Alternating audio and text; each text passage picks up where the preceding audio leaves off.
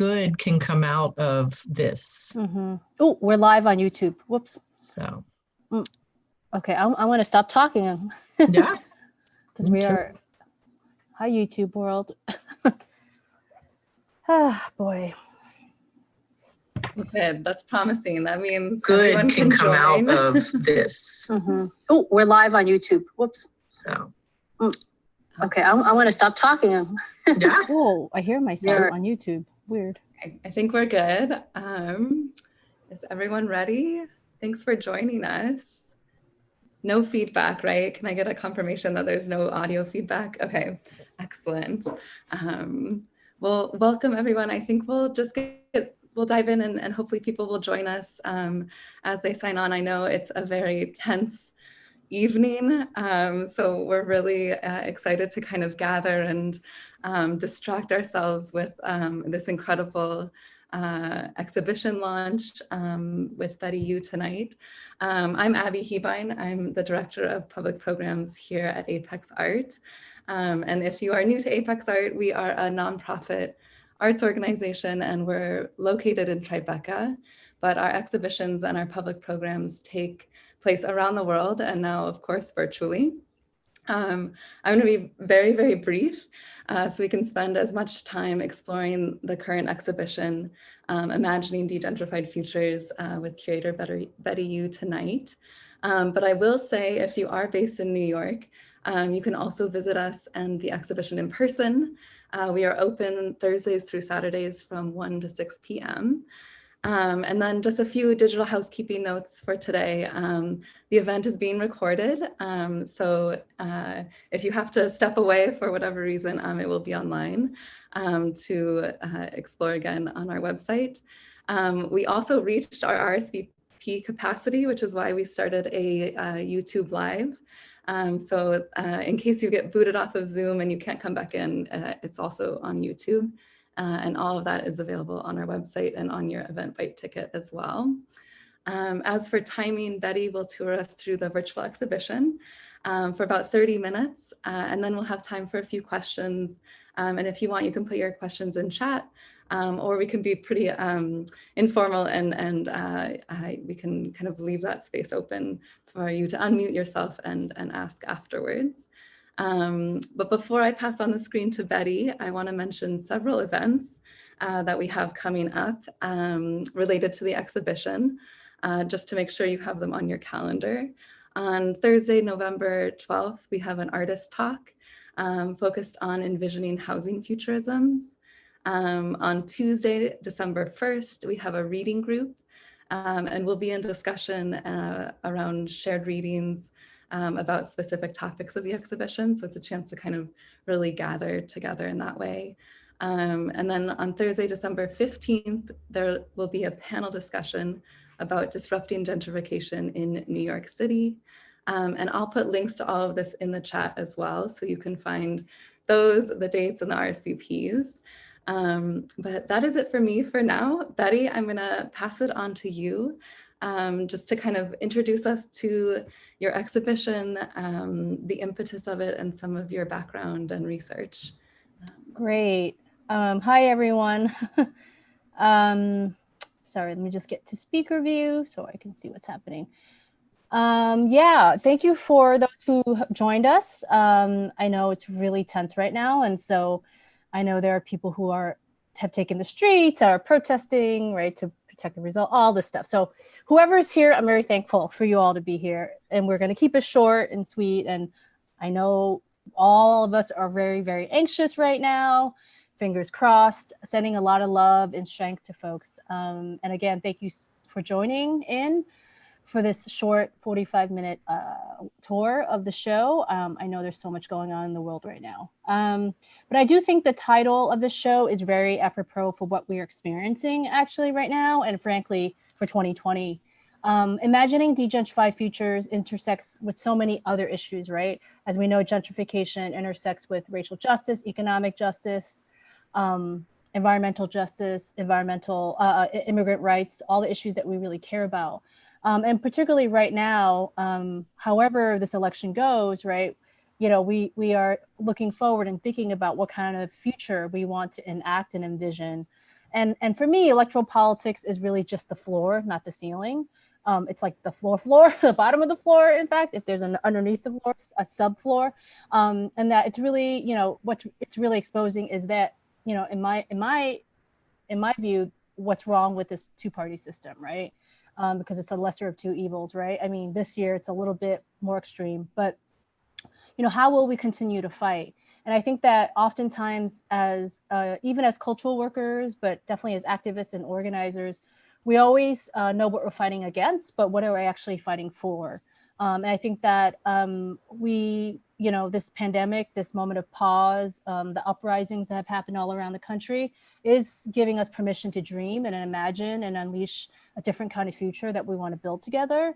And there is that opportunity. And so this show is a small contribution to that sort of reimagining what kind of society we want to live in.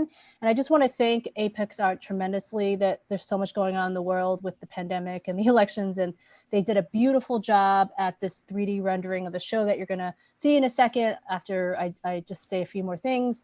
And I just wanted to just thank them so much, and I'm so grateful for the hours that they put in to make this happen. And also to all the artists, if they've tuned in, and the contributors to the sort of collective radical housing manifestos piece that I'll talk about as well. So really thank you to everyone who made this sort of collective show what it is.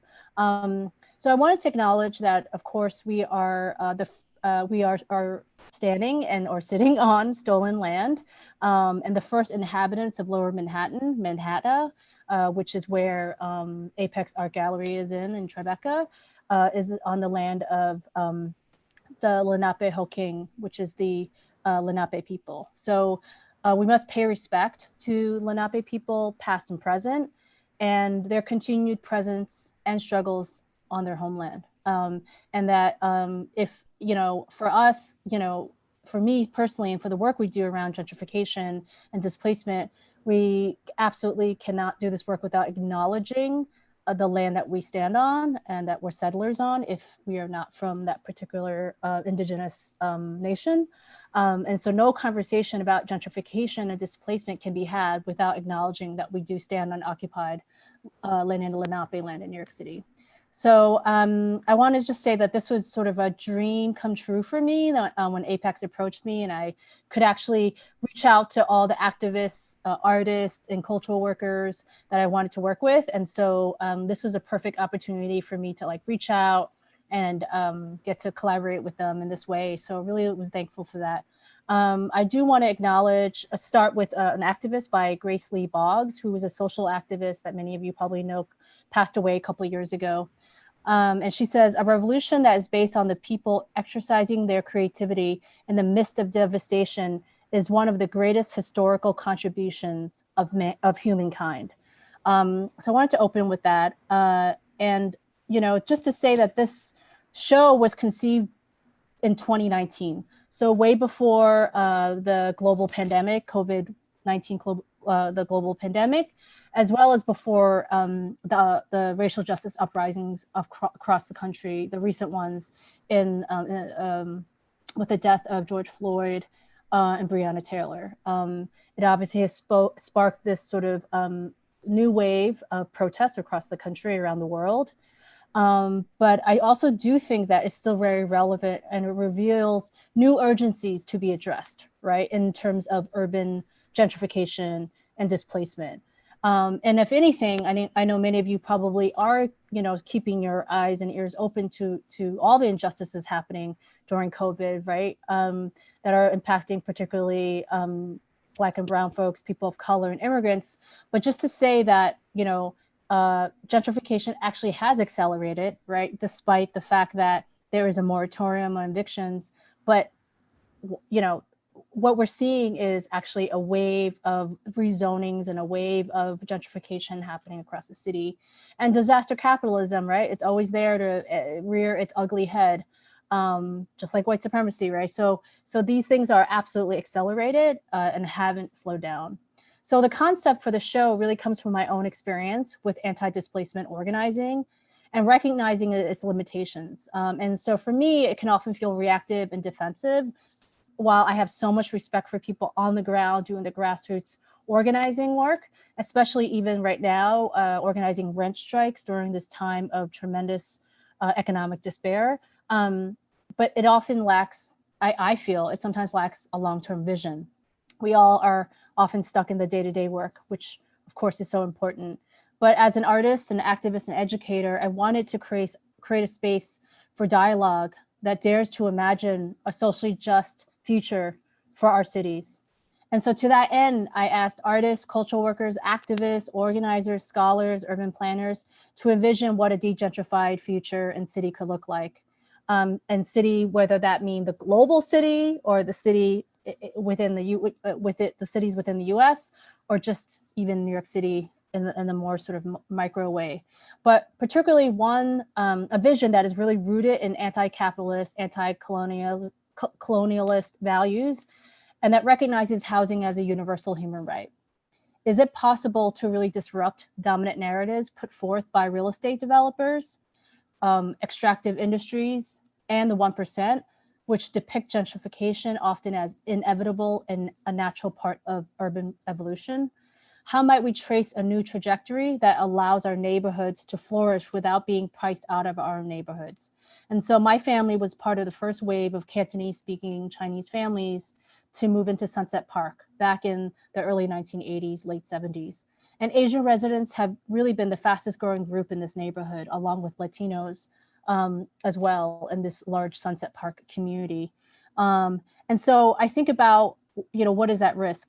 In Sunset Park on the water side, not to get too much into the weeds, community members organized and defeated Industry City, which is a huge, I should say that they defeated them from further expansion, which already gentrification is very much a reality for people in the Latino and the Chinese part of Sunset Park. And like I said, developers have been pushing rezoning laws like crazy, even under COVID. And in fact, on my block that my parents grew up on, there is some luxury housing that they are trying to build even now in the last couple of months, right? So Sunset Park, New York City is just a microcosm of what's happening around the country. There's a great fear there. And so my hope with this exhibit is that we highlight and celebrate artists and cultural workers who are using cultural strategies and art to actually examine these complex histories and interests that are at play behind gentrification, racialized capitalism, and land occupation. And I think that we can together forge a way forward. It's not just about identifying solutions, but recognizing that these trends are this trajectory of this larger system of exploitation. So concretely, I'm drawing from anti-gentrification movements. I'm drawing inspiration from decolonization movements, racial justice uprisings, Afrofuturisms. All of these have really informed this exhibit and exploring the ways in which we could imagine a socially just future where our communities can exist and flourish. And I do hope it's a generative space for that kind of reflection, to envision a liberated future that is absolutely tied to our past and our present and what we're charting out for the future. So as I talk about the work in the show, you'll sort of hear that theme come up. So I just wanted to kind of stop there, and then we can go into the work now, and I'll introduce each artist's work. So I will start with Robin Holder's work. And of course, I can't see anything, so I have no idea if she's here or not. So Robin Holder's work, these two pieces here, which is these two drawings of the house and then the falling figures. And so her drawings, Falling Figures and Home, explore the theme of home and its many implications, including identity, family, race, migration, and upheaval. Using the house as a primary motif, both works illuminate the disintegration of the American dream and its expectant vision of prosperity. While the concept of home is universal, social and economic disparities create devastating polarization, where one person may feel a sense of security in relation to their home, and another may feel, whoops. What? if you, oh, okay. While the concept of home is universal, social and economic disparities create devastating polarization where one person may feel a sense of security in relation to their home and another may feel a profound sense of loss and dispossession. Falling Figures depicts the dystopian emotional and material reality where many are feeling, while Home portrays an ideal image of acceptance, unity, and equality. The series is about celebrating the legitimacy of all identity narratives. So these are the two pieces, and these two pieces pre-existed this show, just like all of these works, except for a few actually are new works.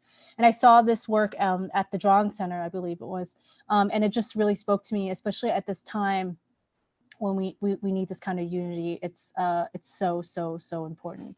That these pieces really jumped out at me, and I've been following Robin's work, for a long time.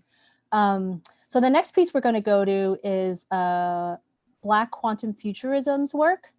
Rashida Phillips, who may be on this call, and if you tune in next week to the artist talk, you'll hear from all these artists themselves in their own words. So I apologize that I'm actually reading the descriptions of their works, but you will hear from them next week if you tune in. Okay, so Black Quantum Futurisms, their installations weave quantum physics, Afrofuturism, and Black Afro-diasporic cultural traditions of consciousness, time, and space. On display are community-created collages, videos, and other ephemera that were part of community futurisms, time and memory in North Philly, and also part of the Double Two Black Space Agency, a 2018 event inspired by the legacy of the Fair Housing Act, civil rights, and Black liberation movements. The space race in North Philly during the 1960s. This was inspired by that as well. Participants were able to apply their imaginations. These are participants of the workshops through a series of creative visioning workshops with tenant organizers and youth, and engaging with the Black Quantum Futurism's art and media installation. Their installation, All Time is Local, which includes the clocks and some of the videos that you will see, through text, clocks, I lost my train. Okay, All Time is Local explores time's intimate relationship to space and locality through text, clocks, objects, and visual installation. The work covers and amplifies historical memory of autonomous Black communal space times in North Philly. Viewers are invited to meditate on the complex, contested temporal and spatial legacies of historical liberatory Black futurist projects that have been based there. There are two works that combine BQF, Black Quantum Futurism's art and ethnographic research, illuminating the impact of redevelopment, gentrification, and displacement in Philadelphia through the modes of oral histories and alternative temporalities. So now that was a lot. And again, I just should mention that the essay, some of what I'm reading from is from the essay that I wrote as the curator's essay that is also online as well. And of course, please at your own leisure, explore the site, watch the videos and all of that. I mean, the staff have done a great job at just making links to everything. So you can experience it in the comfort of your home if you want. So the next piece we're gonna go to is actually Sandra De La Loza's piece, who is out in Hollywood and Los Angeles. Actually, her work is actually addressing colonization and gentrification throughout California, really, and LA specifically. So this piece here, I'm going to read a little bit about. It's called To Oblivion, The Speculator's Eden, and it's based on the artist's research on the disruption of native ecologies that occurred as a result of development of Hollywood and its transportation infrastructure. The artist explores its impact through a portal that unveils fragmented stories of the land currently known as Los Angeles. Through the use of overhead projectors, the project becomes a performative, interactive site to engage an archive of shadows, dematerialized artifacts, performative poems, and spectral runes and stereoscopes. In addition, De La Loza's video, Letter to Eduardo, addresses the historical and ongoing production of space and landscape in Buenos Aires and Los Angeles. It highlights the destruction of indigenous land and rivers in Los Angeles, initially by Spanish colonizers and then by the manufacturing industry and the military. In the 1920s, the Devil's Gate Dam was the first of many built in the area, disrupting and contaminating the water. That is part of the sacred indigenous land and a vital lifeline for animals and native plants. The video depicts how some of these post-industrial landscapes are now sites of rapid development and massive displacement. So I love this work because a lot of her work is archive-based, but she uses the archives to really look back and honor our ancestors, our collective ancestors, those who made the land, whose land it belongs to, right? To chart out what a future could possibly look like. And so, yeah, so I love this piece in particular. And I know the words on the wall are hard to read, and you'll be able to soon access these actual notes. So this is a script from the actual performance they did in LA using shadow puppets and using these cutouts, and they performed this live in a space where this work was shown.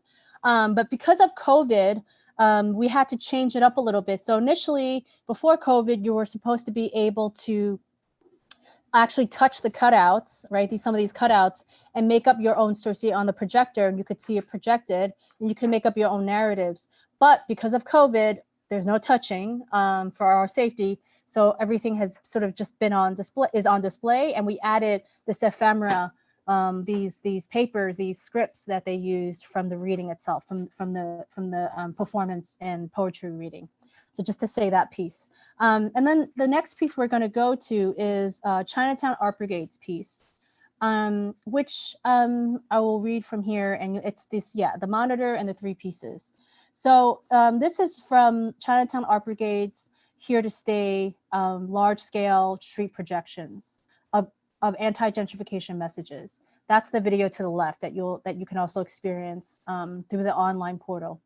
And also to the right, you'll see Imagining a Feature in Chinatown. These are brainstorming sketches, and they were created in collaboration with CAV, Committee Against Anti-Asian Violence's Chinatown Tenants Union, that was started after 9/11 to fight gentrification in Chinatown. But it was working with local residents, artists, and activists. Chinatown Art Brigade is an intergenerational cultural collective. And for transparency's sake, I'm a co-founder of that collective.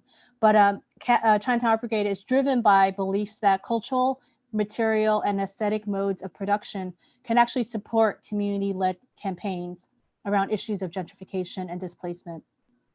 And self-determination is a leading principle of our work, of Chinatown Art Brigade's work. So to that end, it is critical in its process that local residents have a platform and agency to tell their own stories of displacement. And so what you see here in the drawings is actually a Futurisms workshop that was done in 2016, where tenants and residents and activists together, they were all broken up into pods of 3, actually 5, but you see 3 represented here, and they were given a tool, and I believe there's a sign there, underneath there that just explains the exercise, but they were asked to explain, they were asked to draw, the future of what a sort of an envisioned future that is de-gentrified would look like in about 20, 30 years. And then on the bottom left, it was what is the state of play now in your community, and then what is the path to get there. So it was an interesting tool for a lot of folks to talk together, discuss, and then put it on paper and put it on these large poster boards. And then the video to the left is about is a video about Chinatown Art Brigade and their projections that we did in Chinatown at night, anti-gentrification messages that were projected onto walls.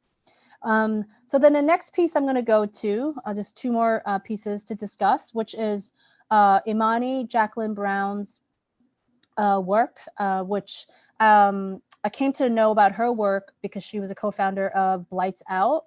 And Blights Out is actually an organization that was started right after Katrina, when there was a lot of land grabbing, disaster capitalism happening, where developers were just buying up so much land, so much property in Louisiana, and basically were capitalizing on it. and as a result also led to gentrification and displacement of majority African-American residents. But she also is an artist in her own right. And so her work here, I'll read a little bit about her. Through photography and writing, Imani Jacqueline Brown's work, The Beginning and the End and the Beginning Again, contemplates a past, present, and future of the Mississippi River. By the time it flowed from its origins in Minnesota and reached New Orleans, the artist's hometown, the river has been brutalized, toxified, and enraged by extractive corporations like Exxon and Texaco. Brown's marked up photographs identify the land formation and the deformation in Louisiana caused by today's land colonizers. With written text reveals that land once known as Burfoot's Delta of the Mississippi River was born of slave plantations. The oil industry destroyed the upper river plantations and delta land, bringing Burfoot's demise. Brown's work connects the seemingly disparate histories of colonization, devastating results of disaster capitalism, post-Katrina, and land displacement. So this work was work that she had been producing, and then she was able to, I think, complete them. As I think she says, just like me, sometimes I say all my work is work in progress, but these were completed specifically for this exhibit with this theme in mind. And so, as you can see, this is all surrounding her, what she grew up with, living in New Orleans. And then the last piece, last piece, and then I will talk about the Radical Housing Manifestos piece. The last piece is actually my own work. And I'll just briefly talk about it. Whoops, sorry, my headphones keep falling out. And so this last piece, the one here that you're seeing right now is called De-gentrifying My Parents' Block. And basically it's, pretty obvious, I think, what's being depicted. But as I've talked about, my neighborhood is rapidly changing. Literally on this block, there are condos going up and corporations that are both foreign, so real estate developers who are multinational in China and other places, and domestic that are buying up this property. And the gentrifiers look like me, right? So it doesn't seem as insidious, but in fact, it is quite insidious, right? Because they're trying to push out people like my parents who are former garment workers, working class folks, right? So they moved in this neighborhood when it was actually affordable. And so this idea of de-gentrifying the block. So what can we imagine and what could it look like? And that flows in very, very much with the two pieces you see on the screens. This was supposed to be a 360 VR experience, but because of COVID, I had to create this flat 2 monitor experience, which actually was fun to do that, to figure out that experience. And so, what I will just say about it when you watch the videos, and it's a short 10-minute experience. Each video is 10 minutes, but they work off of one another, is that it again is about really gaining wisdom and learning from the past to inform and the pave way for our future. So it really does attempt to reimagine a society where housing is free, actually, and that real estate profiteers are outlawed. And it really incorporates my own voice and my parents' voice in this piece. And so, learning, for instance, concretely, like in 1969, maybe people knew this here on this call, but New Communities, which was a community land trust, it was the first community land trust and farm collective owned and operated by over a dozen Black farmers from 1969 to 1985. And it grew to be the size of Rhode Island. And it was an entity that was, one of the largest entity at that time owned by African-American folks. And so that, to me, and now we have over 250 community land trusts across the country. So to me, to really learn from that past, right? Even being, and how meaningful is that, right? Being dispossessed from your land and then using your fortitude to actually start a community land trust where everybody owns a piece of the land. So for me, I thought a lot about, what would that look like? What would it be like if block by block we were able to imagine what kind of community we wanted to live in, and what if the decision-making power was shifted to us, local community members. And so where we can, enact and control urban planning policies, stop luxury development, which is connected to all the issues we care about around healthcare and public housing and green space, and rejecting criminalization and incarceration of people of color and undocumented immigrants, and stopping the killing of Black and brown folks by the police. And so what could that look like? So for me, this piece it starts with gentrification, but there is so tied to everything else, right? When we talk about gentrification, we also can't divorce it from a conversation about freedom of movement. What does it really mean if we're decriminalizing the crossing of borders? Because borders actually are a construct, right, by the system to divide us. So what does it mean if we had an inherent right to all these things like shelter, food, healthcare, and living wages? And so the final piece, which is going to be, you'll be able to download a whole PDF and read everyone's submissions as well. It'll be a PDF, a reader that you can download.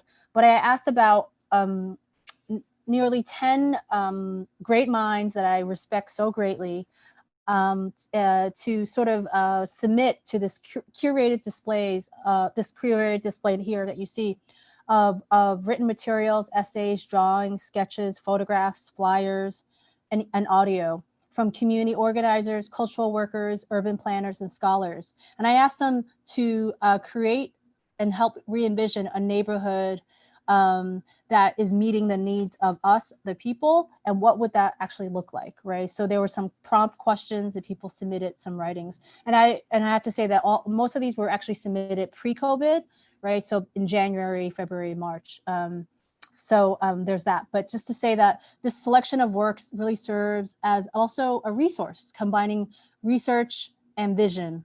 And so the folks who are included in this work are urban planner and professor in anti-gentrification activist Tom Ngati, Alicia Grion, who is an artist, Hate Free Zone, which is a group out in Queens that is fighting gentrification and also lots of racial bias hate.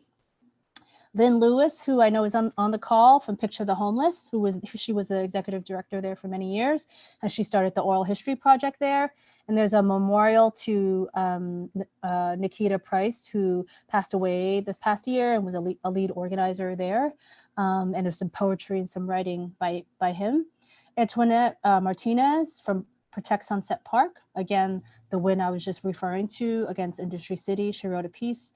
Robert Robinson, who is active with Take Back the Land and many, many other organizations, but Robert Robinson has been doing this work internationally as well as nationally for a very long time. Patty Rodriguez submitted some images from their anti-gentrification work in Bushwick, Brooklyn. She's with Mi Casa No Es Su Casa. Sam Stein, who is the author of Capital City, also wrote a piece for this show, as well as Sunset Park Popular Assembly, and they're a group that has been organizing against police brutality and gentrification in Brooklyn Sunset Park. So sorry, I've yapped a lot, I've talked a lot, and I'll stop there. I want to make sure I honored everyone's work and described everyone's work in detail, but I'll stop there if you guys have questions or anything like that.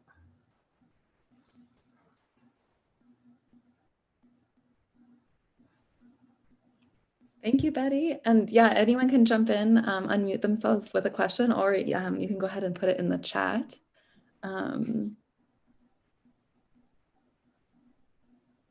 We have one question coming from Stephen Rand. Stephen, do you want to ask it yourself, or I can read it?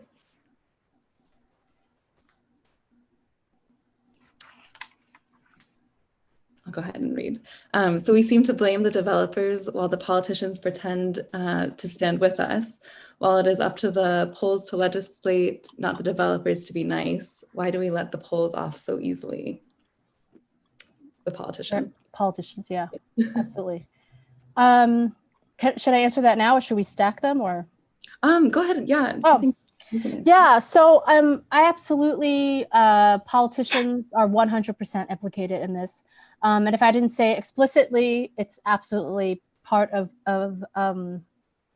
the the ethos of my work. And I think that I wish I had the image here, but there was a piece that I personally worked on with a bunch of other housing activists and artists during 2015 when the Brooklyn Museum was having their real estate summit, and there were public institutions. So many people were really upset because they should not be giving such a platform to folks, to such an evil institution in my mind. And so and then there was a show called Agitprop at the same time in the museum. And there was nothing about gentrification at all. Very few artists of color from Brooklyn, specifically Black artists, were not reflected in the show. So we created this piece later on, and we broke down one of it was actually one of the most visited pieces apparently of the show. One of the pieces breaks it down, right? And it's real estate developers, but DCP, which is Department of Planning, as well as politicians, are like we did like the cogwheels, on a wheel, like who are the biggest forces and then the smallest forces. And the biggest forces are the politicians, the developers, and these pseudo private public institutions. So absolutely, I mean, under De Blasio, he has tried to pass so many rezonings. Of course, under Bloomberg, he passed 120 rezonings, more than 8 mayors before him. But I'll tell you, I'll say De Blasio was trying to catch up to that. And because of people organizing, and there's articles on the resource table in the show, you'll read about how Sunset Park, Inwood, South Bronx, Bushwick, all these rezonings were actually put to a halt or slowed down because people organized and appealed to their politicians or local elected official and said, this does not reflect our needs, what we need, because this will eventually displace us. And in fact, I think a lot of even artists that we're seeing more and more, like artists in this show and in general, are coming to the right side of the aisle on this, because artists often are given a bad rap because we should be sometimes. They're often sometimes the first line of gentrification. They're often that part of that first wave. And I'm using this in quotes. They call themselves the pioneers coming into an up and coming neighborhood, and as if there was nothing there, that sort of Columbus mentality. And I think that people are really, really, really waking up and seeing themselves in the role that they're playing, and that they can actually do the right thing and be on the right side of history. So I do think that artists have, as individuals, we do have a role in this, but the developers and the politicians are absolutely 100%, you're right, are the ones paving the way for this, because they're the ones giving the tax breaks, right, to these corporations who are building these luxury towers. And I can go on and on about that, but yeah, absolutely. Sorry, I went on, I rant there. That's all right. We have another question from Sanford. Do you want to ask your question? I'll give a moment. Perfect. So will the white flight caused by COVID give a chance to alter the narrative on gentrification? Oh my gosh. Whoa. My mind is just blowing up. Wow. No, that's really interesting. I think in the short term, I mean, to be real, I mean, I know that, we're seeing all this white flight, right? And the people who are escaping to their Hamptons home, and, and I mean, I'm not, not trying to throw shade at people who have that, but I'm just saying, like, there is a lot of the Manhattanites who have fled because they have their second home. So, right, clearly people who come from some inherited wealth of some sort, or wealthy folks. But then there are people who are moving to the suburbs, who are like, outskirts of New York City, let's say, in the city. So I don't know if that is really going to have a long-term effect, because what you're seeing actually now is literally back to back. For instance, all the waterfront of New York City is being rezoned right now. They're trying to, from Gowanus to any waterfront property, from Gowanus to Sunset Park to Long Island City to Flushing, Queens. They're all there. So their excuse is, we want to clean up the waters for everyone, this dirty water in the Gowanus or in Flushing, right? But what it is they want to privatize that land too, and they want to be able to build luxury housing on it. And, and all those people who are going to pay $2 million for a home, and it's not even a resilient structure where it's going to be in deep water in 30 years because of climate crisis. It's kind of interesting to me. But all that to say that I don't know if it's really going to reverse things. And maybe there's someone else, I know there's probably a lot of wealth of knowledge on this call, but I don't know. I don't know how hopeful I am about that at this moment. Of course, there's the rent, the pausing of the rent of evictions, but what's happening behind the scenes, and other people that I'm hearing from other people that I respect and love, and they're following everything, is that these developers are buying up so much property right now because so many businesses are folding. A lot of landlords are selling at maybe less than they want. Smaller landlords, I mean, who the smaller landlords who are trying to survive themselves, or businesses.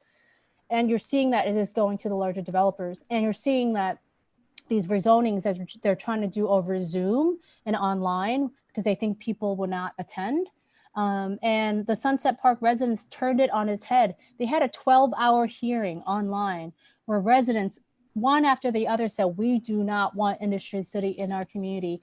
And they forced the politician, Carlos Menchaca from Sunset Park, to take the side of the people. They forced him because initially he was going to be for it. And then he said, oh my God, crap, I can't do this, because everyone was against it. I mean, a large majority of people were against it. So I don't know. We'll see what happens. But it is, we have the potential to defeat these things. And the last thing I'll say is de Blasio still wants to build 4 new jails in the city, even under COVID, right? With all this talk about defunding the police, and he pats himself on the back for taking $1 billion away from NYPD, but where we don't know but he's also we don't know where the numbers are going. But at the same token, he wants to build 4 large city jails in these 4 boroughs. So how is that defunding, or how is that actually ending the prison industrial complex in any way? So all that to say, I don't know. These rezonings they are trying to shove it down people's throats very fast. Let's just say that much. I think we have one more time for one question, or time for one more question. And Harjant, do you want to go ahead and unmute yourself to ask? I can unmute. Yes, I can do that. Hi, Betty. Hi, Harjant. You can't see me, but hi. A wonderful presentation, and I just really admire the work that you're doing. There's a kind of a question and a comment that I wanted to ask. One is, my question is that this pandemic and how the recovery has been, and the sort of this strange conundrum that we're in, where economy is crashing at the same time housing is going up, right? People are still buying homes, and big part of that is because the interest rates are so low, right? So historically, debt and being able to get a 30-year mortgage has been the opportunity for kind of working class or middle class immigrants to be able to kind of acquire the American dream, right? And now I'm beginning to think that same institution, for instance, the low interest rates, is also playing a very active role in creating this form of violence against other communities, right? So we're in many ways, we also need to think about how these kind of financial institutions are actually also enacting violence by keeping rates so low, and people are going out and buying, extra houses. Those are people who can afford it, or who still have their quote unquote, white collar jobs. So that's one thing. And then the second kind of comment that I wanted to make is that we're having, as we've already talked about this before, I'm an anthropologist, and we're having a very similar conversation that you are having around displacement. We're having it about decolonization of particularly intellectual space and intellectual kind of thinking and knowledge production. And one of the things that has become really clear, at least for me, is that if for those people who are, being sort of impetus to decolonize, or to be part of this, sort of the wave, or this kind of is something that should be now expected of everybody, right? Everyone needs to sort of address how their work is feeding into this larger project of decolonizing, right? And I'm curious to think about how your work, and particularly other artists who work on space and place, how, the expectation should be inherently, that their work needs to speak to some ways to displacements and gentrification as well, or how to de-gentrify, right? That should be given. It should be something that needs to be kind of outlined specifically, or kind of a specific interest of a particular artist. So I don't know if you can share some thoughts about that. Yeah, no, that's really also really important insight that you were speaking to, that these low interest rates are driving up this actual further displacement, I have to say, of people who are really desperate right now. And hey, if you can sell your home for X amount right now and you lost your job, that's what you're going to do. And so you definitely are. I don't know about where you are, but you definitely see that in New York City right now, people who are cashing out and who are very vulnerable. But I would say that, a lot of people had asked me, they were like, oh, de-gentrified future, what does that exactly mean specifically just around housing? And for me, it's so, I don't know if this speaks to what you're asking, but it's intersected with so many other issues that we care about. It's like, when we think about gentrification, the right to housing and shelter, and especially now in this moment when homelessness is completely off the charts, and people being displaced and having, are basically houseless, finding themselves houseless, and within this economic depression, I do think that there is an opening, that people are open to reimagining what kind of future we want to build together that is tied to all these other issues.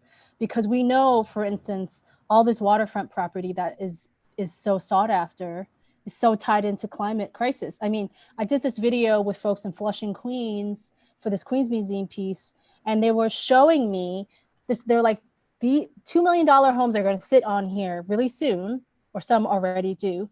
And then they showed me the floodplain, the level, and it's going to be underwater like in 10 years probably. So it's like this ridiculous notion of like, you want to buy this waterfront property, but because of the climate crisis, it's going to go way under, right? And then we talk about how obviously that redlining supposedly is outlawed, but we know it's not, and we know that that is also driving. I mean, I feel like even now in New York City, being in Brooklyn where I am, I feel like, if anything, the segregation of our communities has gotten even greater, and greater, and so polarized, obviously, in this climate. But even with the uprisings that had happened, over the summer, I feel like that is getting really, really more polarized. But at the same moment, the contradiction of things getting a lot worse, I think on the flip side, there's an opening of a sense of reimagination, not just for the sake of it. And I'm not I'm not talking about utopia. I'm just talking about what, something's got to give at a certain point.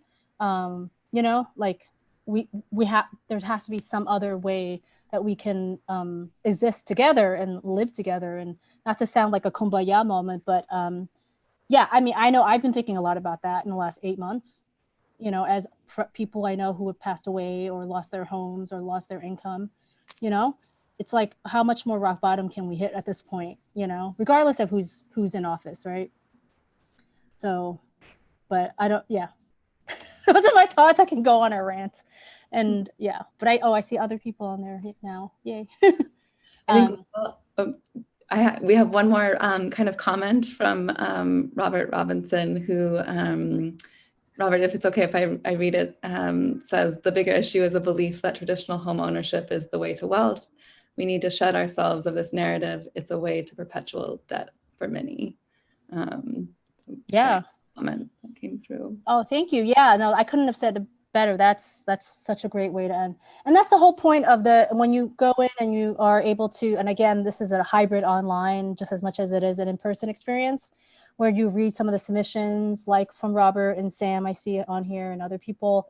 It's important to interrogate these things and challenge, and have right now we're just shutting each other down right now in so many ways. And I do feel it's true. At the end of the day, to me, it's, are we going to get to that utopia or that end goal? I don't know. But on the way to that, de-gentrified block with the flowers and, where it says housing is a human right, my piece, for instance, or all the other pieces, on the way to getting there, what are the conversations that we can have? What are the openings and that we can, start to to really think about. And ultimately, for me, you're absolutely, I mean, home ownership, all those things should be abolished. At the end of the day, there's a basic human right that we all should have. And that's what the show speaks to in these different ways that people are addressing it, through land dispossession, through through the drawings, through the idea of all of us living under the same roof, this metaphor, the contributions, the writings. So I definitely encourage folks to lean in and listen to that, because I think it's about the material reality that we're living in and learning from the past, like these community land trusts that have been won, starting from 1969, that one particular example that I was really inspired by, and many of us are. How can we forge ahead with the future, but that's grounded in our current material conditions right now? And I know it's really hard at this moment, given what's happening in the world, but there is an opening for something new. So, yeah. Sorrel, yes, I was looking at her comments. Yeah. Well, it's a wonderful note to kind of round us off for this evening. And just wanted to give a big thanks to Betty for kind of gathering us today and to kind of walk us through the exhibition. It was a great way to start. And it really is just the beginning. We have 6 more weeks of getting to talk about this and gather in different ways. So I invite you all to really visit the exhibition on your own and explore through the virtual space if you are not in New York. There's lots on the exhibition page itself, in addition to that virtual space that we just walked through. There's interviews, there's the PDFs that and the Radical Housing Manifesto. So there's tons to dive into. And then of course, 3 upcoming events to, add your voice, and we love to hear as many ideas come through, and then of course listen to the artists as well. So yeah, just hoping to see you all again, whether in person or virtually, or through email and communication. And thank you so much. We'll end here. Oh yeah, go ahead, Betty. Just one last thing is a shout out to the next week on the 12th. There's going to be an artist panel where you'll hear from the artists themselves, and then there's an activist panel that's on December 15th. Yes. So I just wanted to make sure people knew about that. So I think you can find all that online. So brilliant. Yeah. All right. Well, have a great evening, and we hope everything goes well the rest of this evening for everyone and all. And we'll end it here. Good night. Thank you guys for tuning in. I know nerves are very high right now. Thank you for just being with me for a little bit. Escape for a minute. Good luck, Betty. Great job. Thank you. I'll see you guys soon. Take care. Thanks, Betty. Thank you.